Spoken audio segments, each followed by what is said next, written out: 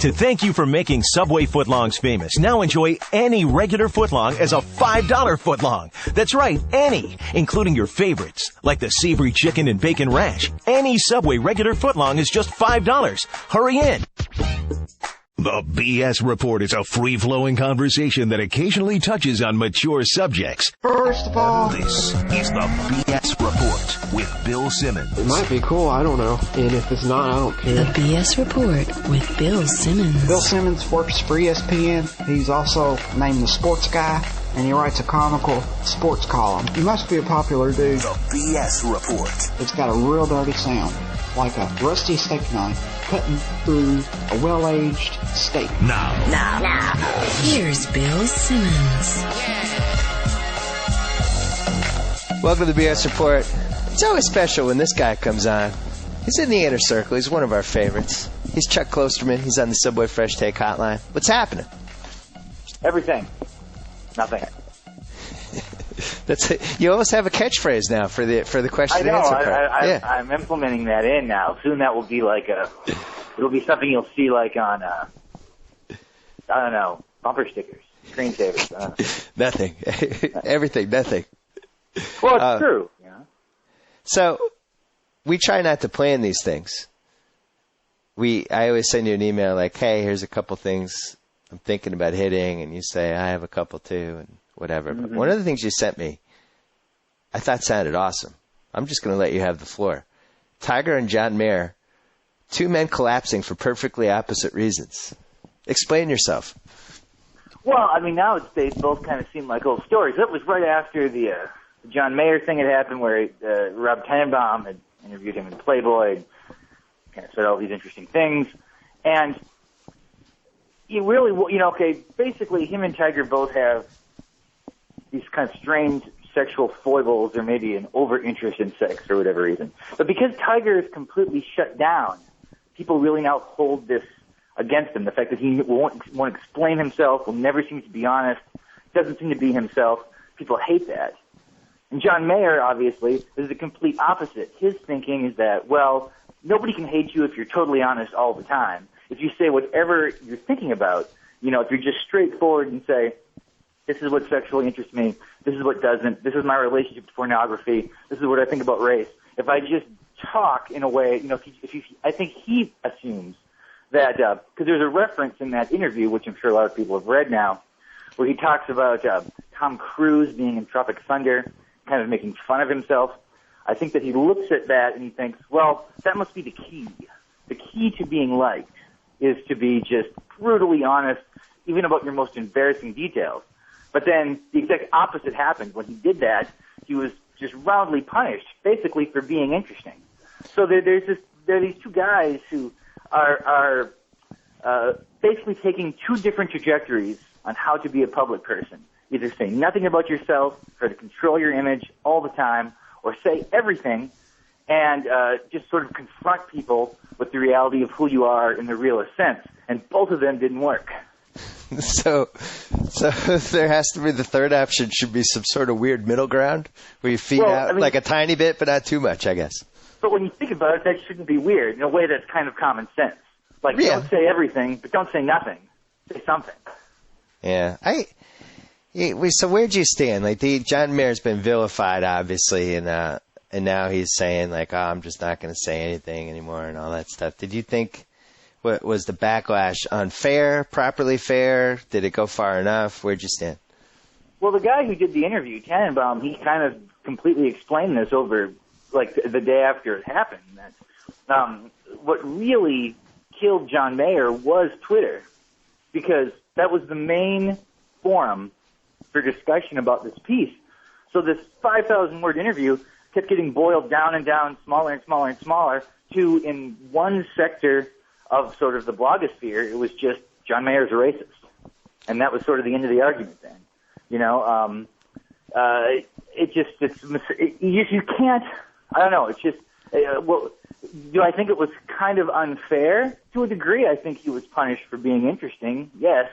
But, I mean, that doesn't mean that people, it's just because you're interesting doesn't mean people have to like what you say. I mean, yeah.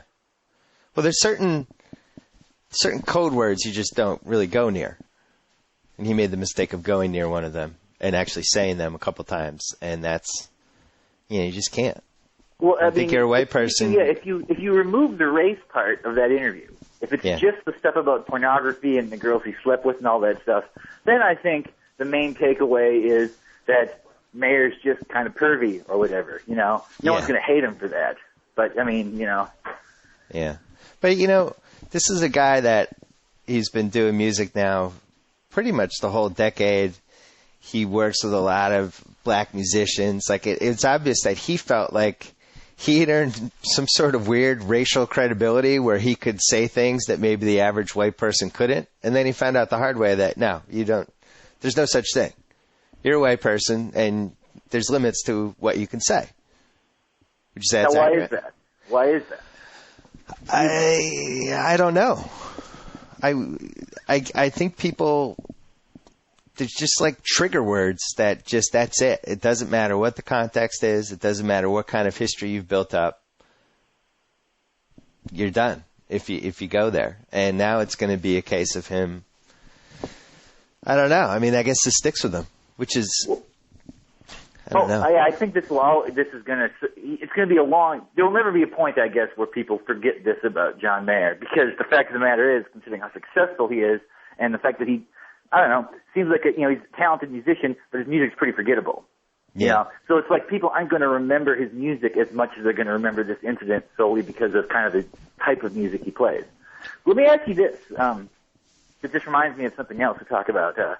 Are you familiar with this author, David Shields? Yeah, he wrote the Seattle Supersonics book. Yeah, I just Black Planet. I like that book. I just read that book. Yeah.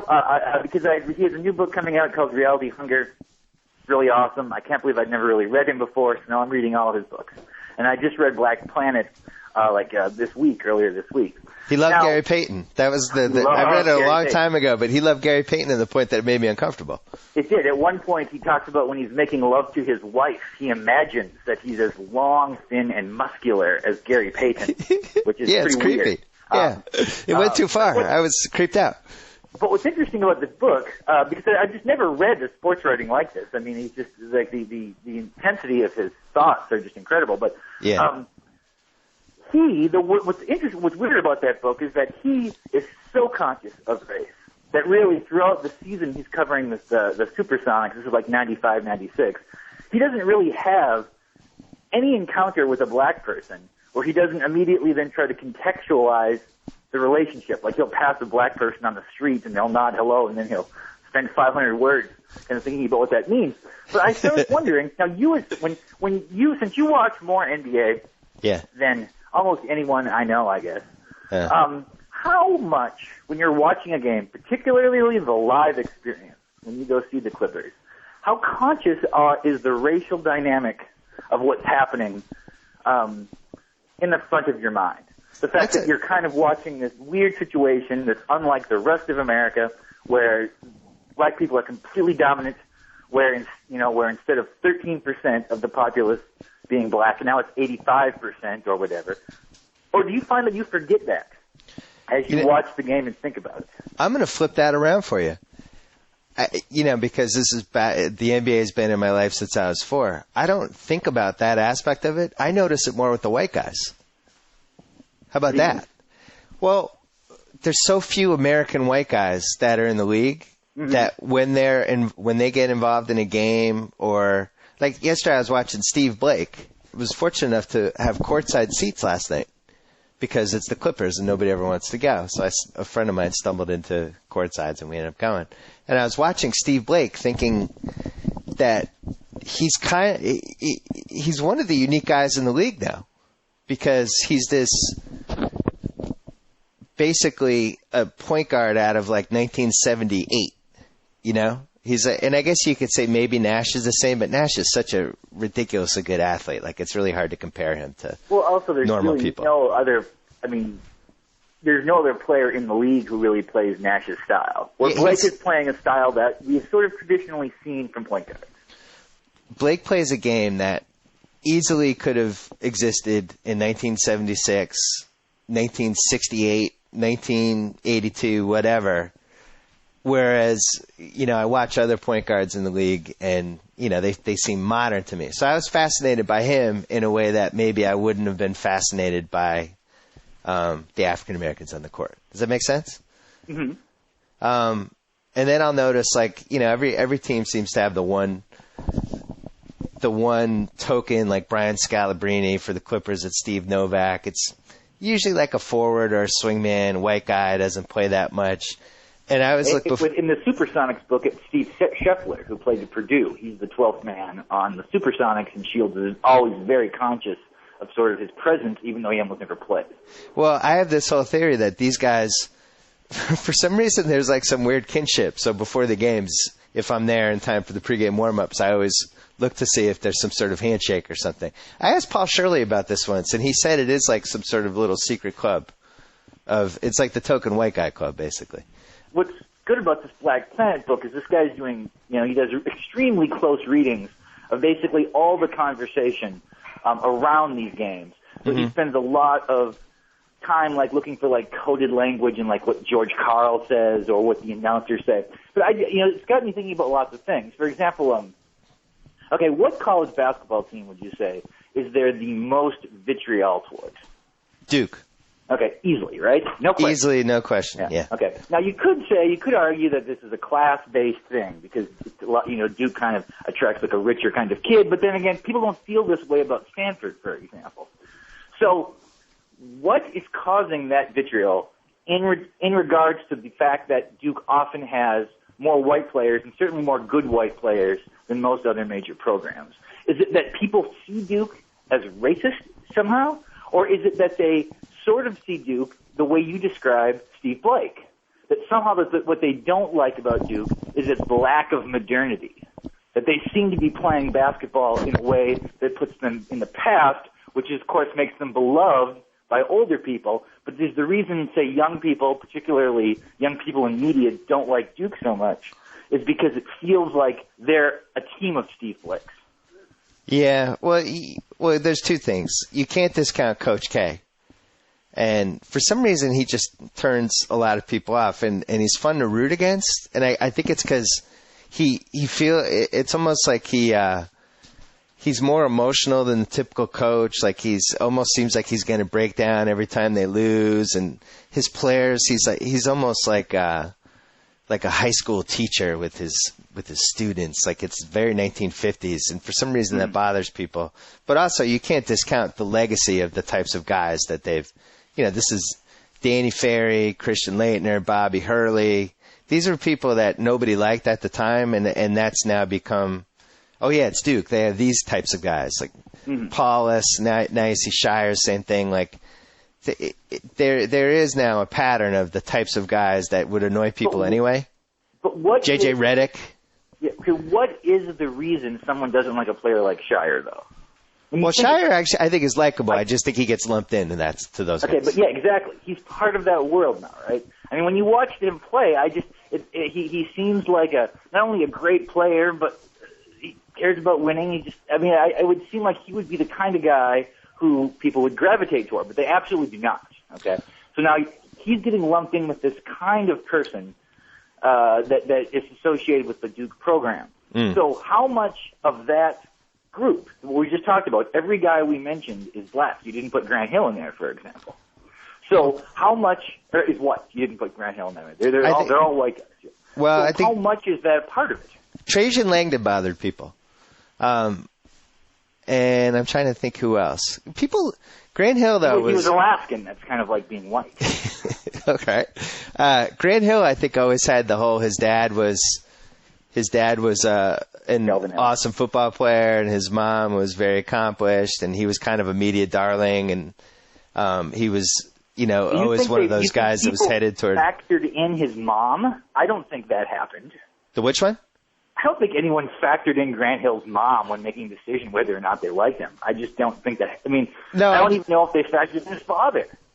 Yeah, the thing with Grant Hill was that, from the get-go, they had positioned him as this guy who was from this strong family with two professional, really super smart parents, and he wasn't just a basketball player. He was going to be more than that. He was somebody that was potentially going to have a real impact beyond basketball. So I think that's why what made people like him. Everything you described would make them hate somebody like Shire if that had been his pedigree.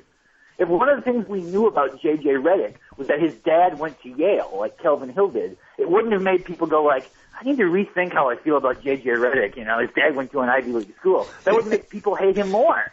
Yeah, but everything you've said about Grant Hill would be that if it was just a abstract, nameless, faceless guy from Duke, if you gave that resume to, I think, a lot of young basketball fans, they would not like the kid. And I don't know, does this affect their recruiting at this point? Is it harder for Duke to recruit kids based on the fact that there seems to be this, I don't know, I don't understand, this maybe understandable but very strange distaste for them? I have an awesome point on this, but I do want to point out that Redick was inherently unlikable. I mean, he still is on Orlando, that you watch him and there's just something about him. He almost looks like, I don't know, he's like somebody you would have cast in a movie from the 1960s where the all-white team is playing the all-black team, and he would have been the star guard in the all-white team. You know what I mean? So he seems hyper-white to you. Yeah, I think I agree with you that the Shire thing is, no, there's something arrogant about him, or there's an aura that he gives off that makes people not like him. And you can't discount the fact that his name's JJ. I'm sorry. The initials name, I think, is a tough one to pull off as a white guy. You're just using really fuzzy language, though, like an aura, something about him. Just telling you. This is the kind of coded language people would use if they wanted to be racist. They just say these things like, he just seems, too aggressive, or it's like these strange words that mean something else. So all these things that you're saying about these white guys from Duke, are you really talking about their whiteness? I mean, even if you're not conscious of it, do you think that we've just been so trained from watching basketball to sort of make these certain assumptions about players that one of the qualities we now apply to white basketball players from Duke is that there's just something about them that's unlikable?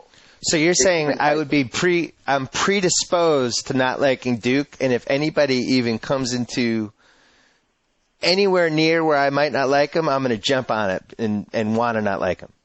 Well, I don't know necessarily. Jump might be the wrong word. It makes it seem like you have no agency. But I'm saying if it's a guy like Shire who's played there for 4 years or whatever and seems to be in the group of the great white Duke players, that you will immediately apply those characteristics that you didn't like in the other guys to him. And I think the only reason, well, two reasons, either the fact that he's Caucasian or the fact that he is at Duke. Like if John Shire plays for Maryland, how do people feel about it? Well, it's funny because I just had this conversation with somebody 2 weeks ago because John Shire is not even considered really a draft prospect, and I was saying how I actually like him. Like I could see him sneaking on an NBA team somehow. And the person I was talking about this was like, "Oh, I hate that guy." I was like, "Why do you hate him? Because he overachieves? Like what?" I guess you're right. But you brought up the part about how it's a recruiting disadvantage. I was just talking about this with somebody. We now have, so let's say you're an 18-year-old and you're going to be a college freshman next year and you're picking your schools. So you were born in 1992. Okay. You have now lived your entire life. Obviously you like basketball if you're a basketball recruit and you've been playing your whole life. So you have opinions on college basketball. Your whole life, you've lived with Duke kind of being what you described as kind of this Aryan monolith that everybody was against. And let's say you're an African American, you're from some inner city, and you're narrowing it down to 5 schools, and your friends say, "What are the 5 schools?" And one of the schools is Duke. Wouldn't their reaction be, "Duke? Why the hell would you go there?" Like, I do feel like that's a disadvantage. Well, yeah, that's sort of what I was bringing up. Although at the same time, when you're a high school kid, the fact that a lot of those kind of biases might disappear simply because it's so flattering to have, like if you maybe don't like Mike Krzyzewski, but then he comes to your house and it dawns on you that this guy is in your house and he's telling you that you could be one of the guys he wants to play. I think that a lot of those biases might disappear because when you get right down to it, the question becomes how much does peer pressure affect recruiting? It affects what schools a player likes or doesn't like, but how much does it actually affect his choice? I don't know about that. Well, I mean, couldn't we argue that Duke hasn't been successful these last 6 or 7 years as they were in the 12 years before it? So maybe, and you look at the team they have this year, they're not getting the John Wall type anymore. I think what might be happening to Duke in basketball is the same thing that's just happening to Notre Dame in football. Yeah. That there's just this consensus of distaste is maybe affecting a certain, plus because those are more academically rigorous schools, they're already sort of in this position where they're not recruiting from the entire country at large. They're kind of recruiting this select kind of kid that they feel can compete academically there, which I guess is something to reward them for, but it's also it leads to these strange sort of situations. I heard Colin Cowherd, he was talking about Lane Kiffin, and I thought he made an awesome point that I was mad I hadn't thought of it. He was talking about how Lane Kiffin took the USC job and everybody in Tennessee was going crazy, obviously, and he was just making the point, like, look, it's a better job. It's USC of the tradition, whatever. But then for some reason that got him talking about Notre Dame and how older people, I'm a little older than you, but our generation grew up, Notre Dame was like this awesome football school, like it should always be good. That's just, how we grew up. But now if you're under 20, you don't really have that. You don't feel that way. Like Notre Dame is a school that really hasn't been that good the last 2 decades. And if let's say you're a 17-year-old, you're thinking about what colleges you want to play football at, you would think USC well before you thought Notre Dame. So that's absolutely. Almost a bigger obstacle to them. But we don't realize that because we're like, well, how could Notre Dame not be good? They should always be good at football. But it's strange because while going to USC for football is it's a much better program. If you want to win a national championship, it's a better place to coach. But in terms of the profile, the Notre Dame job is higher because if you have any success at Notre Dame, you're famous. But is it just too big of a recruiting disadvantage at this point where because of the academics and because you haven't had success in a long time, they're just not going to get those kids anymore? Or at least enough of those kids to be, when you're competing against like what Florida can get away with.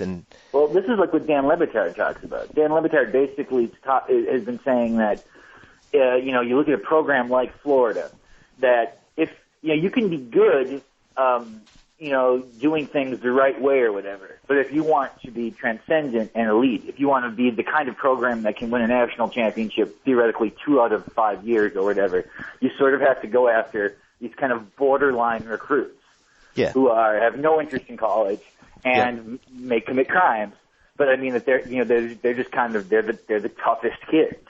Yeah, we were doing this, with this Allen Iverson documentary coming up in like a month, and in that documentary they talk about Iverson's junior year in high school, and he led the football champion of Virginia, football state champion, and then the basketball state champion, and then he missed 41 days of school. Well, he hit a guy in a bowling alley with a chair. Well, that's a whole other thing. That's how he ended up not coming back. But just I'm saying, as a junior, he missed 41 days of school and ended up, obviously if the bowling alley thing hadn't happened, he would have played as a senior and they would have covered it up somehow. But those are the type of kids that Notre Dame just cannot get. If you're missing 41 days of school, you are no longer eligible to be recruited by Notre Dame or Duke or whoever. Whereas it seems like some of these other schools can kind of finagle ways to maybe sneak the kid in, and that is a big. Oh, that's been happening for a while. Randy Moss almost went to Notre Dame, and they're like, we just can't. Can you imagine? You can't go to school here. Is that one of the secret great what ifs of all time? What if Randy Moss had been a Notre Dame Fighting Irish wide receiver? That's unbelievable. Where did he go? Marshall? He went to Marshall, right? Yeah, I went to Marshall when Pennington was there, and they were. Do you foresee? So you think Notre Dame and Duke are redeemable? It just has to be some sort of like they can get this back. Oh well, I think that Duke particularly, I think is still, it's pretty. They're pretty close. They just seem to me though that Duke is absolutely a top 10 program in the country, but when you see them a lot of times against a team, they haven't played Kentucky, but say put them up against Kentucky. It would seem like there's just a different in pure talent, Now you feel like Kentucky is not going to win the title. Here's my new prediction. I think that Kentucky will go to the Final Four. They may even go to the national championship game, but they will get beat. Whenever they play a team like Syracuse, I think is the clearest example, they will lose because I've watched Kentucky a bunch of times this year. And most of the time, a lot of times they'll let a team that's way inferior to them kind of back in the game, and then they'll try to bail it out at the end, and they almost always succeed. Their first loss, they didn't, but like against like Vandy and stuff, that's kind of what happened. And I don't think that will work when they have to play 2-3 teams at the end of the year who are almost as good or as good in these sort of high-pressure situations. I do think they'll self-destruct. And their players have seemingly a very weird relationship with Calipari. They have they seem very young when you watch them play. Yeah. I could not agree more. I have been thinking the same. What was the game? Was it South Carolina when that kid on South Carolina with the weird? God, why can't I remember his name? Because I'm old. Well, South Carolina's who beat him, right? Yes, they beat him in South Carolina. And Kentucky they look too young, and it looks like at some point we always see in March Madness. At some point, the teams that look too young are going to self-destruct. At some point, I think Memphis was an awesome example of that with Derrick Rose. That year in the title game, that's sort of the epitome of it. Where they were the best team, but it's just sort of when it came down to a situation like that. And I think this might be the best team Syracuse has ever had. Yes. Although that kid Wesley Johnson or whatever, he hurt his thumb apparently, and he's shot really poorly since he hurt his thumb. Although I don't know if he just was shooting maybe.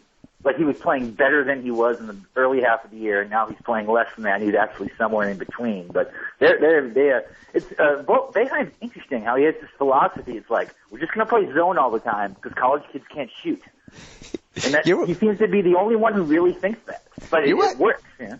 You're watching a lot of college basketball. I'm proud of you. Oh, I watch a lot of college basketball. I watch way more college basketball than pro basketball. My favorite guy who finally, just like the last 10 days, the media's been starting to blow up, but it's been sitting there, was Evan Turner. Because, to just basically come back from the injury that he had in 6 games is ridiculous. And the fact that this is a guy who, God, I sound like an ESPN. This is a guy, but somebody who can literally play 3 positions really, really well and fit in wherever you need him to fit in. And get rebounds. Like the other night he had 12 rebounds. He had a bad game, so he just basically crashed the rim.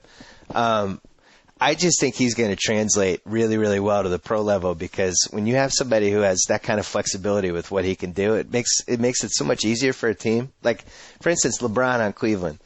The great thing about him and the reason why it shouldn't even be discussed, like who's the best player anymore, is because he can play basically 5 positions. If they wanted to play him at center, it wouldn't be ideal, but they could get away with it for 4 minutes. Absolutely. But he can play power forward, he can run the offense. And now when they made that Jamison trade, all that did was allow them now that they can go big or small depending on whoever they play, and they're unstoppable, and it's all because of LeBron. Because he's basically a Swiss Army knife. He can do whatever you need him to do. And Evan Turner reminds me a little of that. I don't think he should be the first pick because John Wall's just, outrageously talented but I think Evan Turner could really make it an argument if he blows up in the tournament, which I think he could. But there's that whole Big Ten issue with the tournament. The thing about LeBron, and I feel like the only other guy like this now is Tyreke Evans. That they do something that with any other player, it's a mistake, which is to take a rebound and just try to beat everyone down the court and go to the basket. And yet when LeBron and Tyreke Evans do it, it seems to be the best play the Cavs or Sacramento can run. Yeah, it's almost like their combination of speed and size and power. I mean, they can just go to the rim in a way that it's a bad move for anyone else in the league to do that. It's almost like in football when you have the receiver like Calvin Johnson or whoever, and you're just like, just throw it down the field and he'll get it. And underthrow it. It doesn't matter. Just have him run straight and throw it to him. Here's something I want to ask you, because you'll know the answer to this. This is what I've been thinking about it. Okay, let's put yourself in the shoes of an NBA GM or an owner, because I know you love to do that. Okay, so when is the lockout going to happen? Is it going to happen the day after the final? Because if you're trying to save money, why would you wait? Well, it's going to be a year from now, so it'll be the summer of 2011. The lockout's not. See, I was thinking the lockout was going to happen this summer, but no. See that this is the whole sleeping giant worst case scenario that I don't think people are properly prepared for. It's almost like we did a nice job of preparing people for terrorism. And now we might need like some sort of code alert for this. People need to realize that in 2011, in like October, we might not have football or basketball. Well, I know, and I told you who's driving this. Oh, yeah. This might be my favorite. I'm gonna go through this. My favorite Klosterman theory ever. All right, unveil it. Now let's say that there's no pro football and there's no pro basketball. Yeah. Who stands to gain from that? It's an awesome theory. I mean, it's soccer. It's the soccer community. Yes. Now, who has a vested interest in soccer succeeding? Two places, ESPN and Nike. They want to sell soccer shoes to people, and it's a great thing to sell because women play as much as men, so they can sell a lot of shoes. And ESPN wants to add another major sport. Yep. So if there are these dual work shutdowns, I feel like part of the reason we're not hearing more about this. I think you are being almost used as a Manchurian candidate. I think that they have convinced you to like soccer, and now you're writing about soccer, you're going to these soccer games, you're kind of promoting it. So when these shutdowns happen, what is the kind of person who lives off sports going to do? Where are they going to gravitate to? The reason these shutdowns are going to happen, that no one's going to say we can't have this happen, is because they want to see soccer succeed in America. So you think when I put my podcast headphones on, they do some Manchurian stuff where they're like, soccer's good, soccer, they didn't have to soccer. really drug you. I think that they just sort of, and plus, they're like, hey, Bill, soccer's the world sport. Write about soccer. Have a world audience. And you're kind of drawn in by the massiveness of the world's interest in the game. Well, and you're just a big sports fan in general. I think if they made you watch team handball, you would probably watch it and go like, I like that dude with the weird haircut, and this game's crazy, and that guy's fast. I love this. Eventually, you'd become this big team handball advocate. You just described it. Wait a second. You just described what happened to me with curling these last 3 weeks. Exactly. There you go. So I could talk myself. I could talk myself into anything if I watch it long enough. I really enjoyed the curling, but hold on. Let's talk about that in a second. But I want to get to the soccer thing. I like the theory. I do think soccer has the most to gain. The problem is that, if you just look at the economics, they're completely legitimate reasons why both of these sports are going to have a lockout. We've reached this point with sports where I was just talking about this yesterday with a friend of mine who works for a team. My dad is really seriously considering giving up his Celtics seats because now it's to the point where it's almost $200 a game per ticket. And if you go on these websites, you can cherry pick 10, 12 games a year. And he could, if they're in the playoffs, he could potentially overpay for 4 playoff games a year and just watch the other ones at home on his big TV. And, he's really thinking about giving them up. And it's really hard to talk him out of it because it's a $15,000 commitment. And, should it cost that much to go to 41 basketball games? It's just everything's out of whack, and I don't think we're fully seeing it yet. Maybe you'll disagree with me, or maybe you'll agree. I guess growing up in the 80s and 90s, I just sort of assumed that athlete salaries would just kind of keep going up forever. Yeah, that would never really be a problem. But that when I was an 80 years old, guys would be making, who knows, like $90 million a year or whatever, or more than that. But I guess that there is a ceiling. There is because the fact that the NBA is in this position where not having a season makes them lose less money than playing the year. Well, this puts management in the strongest power position I can imagine. Why would they possibly cave in to anything the players want? Right, and the best way to think about it is if you compare it to the way other things work. Like, for instance, let's say the Celtics, let's compare them to Mission Impossible 5, which they're making right now. So Paul Pierce What are you comparing them to? Let's compare it to how they cast Mission Impossible 5. So you need your star, you need Tom Cruise, so you're going to pay him. He gets a franchise max contract. You need your villain. You need your guy who's going to steal scenes in the movie, whatever. So you got to have a lot of money for him. What you don't need is to pay, the 12th lead in the movie $6 million. Or, to go in and get, we have this guy who's going to run the FBI. He's in 2 scenes. He's going to make $8 million. Like, Hollywood would never do that. And that's basically what the NBA does. Why did that happen? Was that just a union trying to get the highest possible minimum salary, or what was? Well, that's the union trying to basically take advantage of capitalism and hoping that the owners are dumb enough to continue to overpay for these guys. And what's happened is the owners literally can't save themselves from themselves. That's it. That's the whole thing in a nutshell. Is they can't handle it. Like, look at what happened last summer. So you have the economy has turned.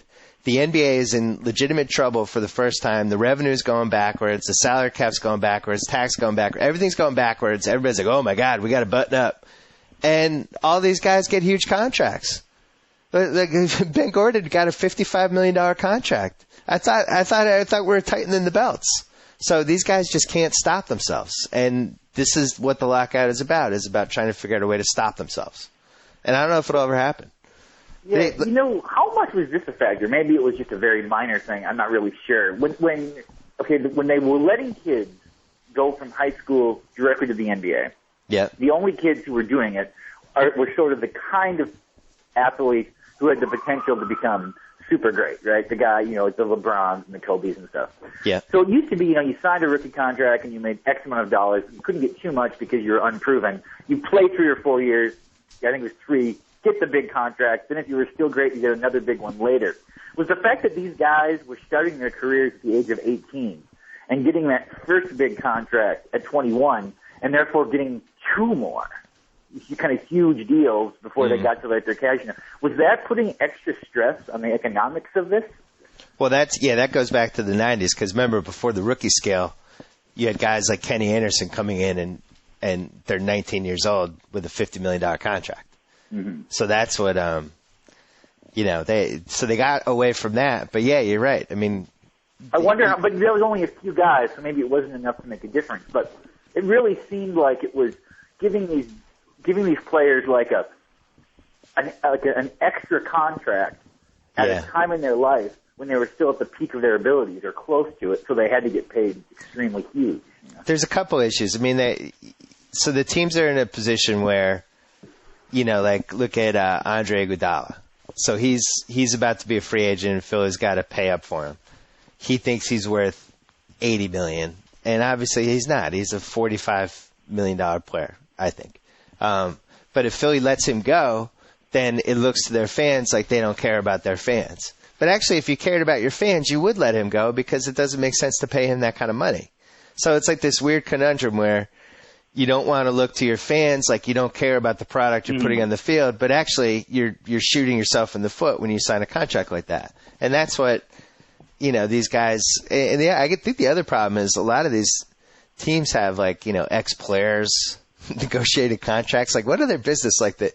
What other business works like this where like Kevin McHale is negotiating contracts? What does he know of it? He's negotiating against people who went to Harvard Law School. What does he know? How does he know what's the right price for somebody? So, it's so many different events. Now, let me ask you this. If LeBron comes to New York, how on board are you with that? How excited are you on a scale of 1 to 10? How excited? 9 or 10. That would be great. I would love it because, and every game would be on MSG. I can see, because to me, if I'm just at home and there's no TV program I'm going to watch that night, there's no movie, I'm just going to watch whatever is most interesting. Most of the time it's going to be a college basketball game unless LeBron is playing, Kobe is playing, or Durant is playing. And I'll probably watch those games. So if I'm seeing 82 LeBron games, that would be fun to watch. It would be interesting to see just because there's so much media here that it would be interesting to see sort of how he stands up and reacts to that. I think he'd eat it up. I don't think it's going to happen. I'm not willing to rule it out because here's what's going to happen. July 1st will hit and he's going to go to all the cities that want him and it's going to become a courting process. And I do think the right team can sway him. And the one thing the Knicks will definitely do is roll out all the stops for when he comes to visit. And, no other team has the kind of history and to sell. And not just that, but he's played there, and he knows that is the most unique stadium to play in. And that just if you have that arena going, there's no other basketball experience like it. Well, I will say two things though about that. One, if they're selling him sort of on the things outside of basketball, the tradition of the Knicks, Madison Square Garden, being in New York, he's going to have to then weigh it against what kind of iconic figure he would become in the state of Ohio. Coming from Akron, playing his whole career there, if he stays there and wins them championships and plays his whole career, he becomes probably the most iconic, important figure from a state that's produced a bunch of presidents. And he would be bigger. And that's what, if he does care about things like legacy as much as money, that's something to factor in. Here's one thing I wanted to ask you, though. Wait. Now, am I reading too much into this, or was there any, do you think, subtext to the fact that he's changing his number from 23 to 6? Because does that remove a problem if he goes to Chicago? It removes a question. Yes. Oh, no, you read everything you needed to read into that. There's no subcontext. I mean, I'm sure there's part of it has to do with whatever new team he goes to. It'll also be cool if it's a different number, like for selling jerseys and stuff. But it does remove that obstacle of I go to that. The only thing that I don't get about it is if, let's say, he signs with the Bulls. So just take number 6. You don't have to file a petition, So it's almost like he did it as a way to kind of clue everybody in that something big's going to happen next year. It's like one of those weird secrets in Lost where you're just trying to translate it and it might not make any sense, or it might. I don't know. My friend Michael brought up an interesting point. He was like, the greatest thing Michael Jordan could do for the way he is perceived now is if LeBron went to Chicago, Jordan said, "You must wear 23. I'm giving you it." But you know what? That would never happen. No, he'd never do that. But people would love it if he did that. They'd be like, he's passing the torch, literally. Actually, Chicago makes the most sense from a basketball standpoint because, especially if he could convince Bosh to go with him and they could play with Derrick Rose and Joakim Noah. But, the thing you have to keep coming back to is, does he want to walk by that Jordan statue every day when he goes to work? Or does he want to go in a place where, and here's the thing with the Knicks. First of all, you talked about the legacy he'd have in Ohio. Well, what about turning around the Knicks? What about this team that hasn't won a title since 1973, that has been in the NBA for now 65 years and has won 2 titles and really had only a couple glory patches and mostly failure and misery? Too much in New York, people forget. Well, but I'm saying you can't be bigger than Lou Reed or whatever in New York. There's all these things about New York that are different. In Ohio, he can be the biggest figure who ever lived. But don't you think if you're the biggest figure, I think he would be the biggest figure in New York. I think he would. You'd have to go back to Namath. I don't know who would you. Somebody that just owns the city? There's nobody in the last 20 years who's done it. Yeah, but even when Favre was here, it was people didn't care the way that they care even in him going and being in Minnesota. Namath was the last athlete, I suppose, that you would say that was the biggest figure in the city at any given time. And Mantle DiMaggio, obviously, but I think if LeBron's playing there 41 home games a year plus playoffs, that instantly becomes the toughest ticket in sports. It becomes such a big status thing for, can you get me tickets? I'm going to be in town, and I just think the atmosphere for those games that he obviously feeds off and he cares about, you got to factor that in. The one dark horse that nobody's mentioning, and I don't know if you caught this, but like 2 days after the All-Star game, Cuban threw out, he was talking about what a success the football stadium was, and he's like, that's the kind of thing that maybe we could lure a marquee free agent with, like playing there 6-8 times a year. He said something like that. And my light bulb started going off. I was like, holy man. Like, first of all, they have the ability to get LeBron because they can sign and trade for him. They have this goofy Eric Dampier contract that you can waive on August 1st. So if LeBron decided, I'm going to Dallas, that's where I'm going, that's where I'm playing, and Cleveland had no recourse but to make a deal, like that is a natural trade partner. So he goes there, he's got Cuban as his owner, he's in a top 6 city, no state tax, and they play 6 games a year in the football stadium. That's pretty enticing. Yeah, I think of all those things, the one that he would probably find most enticing is no state tax. Yeah. I mean, that is a big thing. I mean, when you make that much money, having no state tax is pretty mammoth. But, and also, the other variable that nobody seems to mention is that you do make a lot more money with the sign-in trade. Or if he signs with Cleveland again, it's like a $25 to $30 million difference. Now, he's already made a lot of money. I don't know if he cares that much. What do you think of the scenario where Nike just convinces 3 of their guys to go to New York, take a little less money, but then they'll make it up to them with giant marketing stuff, like some huge campaign? Implausible. I mean, I'm not saying it's impossible. It seems implausible to me. That would seem to me, if that did happen, that would be a hugely negative direction for sports to go in. Where, I mean, Nike already has a mammoth amount of control and a lot of latent control. But I think if they could start dictating which team dominates, that's a problem. I mean, NBA is just different for a lot of reasons. I mean, we're talking about these lockouts before. Now, you would say your favorite sport is basketball. I think I would say that too. And yet, if there is no pro basketball and no pro football, what do you miss more? It's not even close. Football is way worse. Yeah, if you're going to take away 40, Sunday is just empty.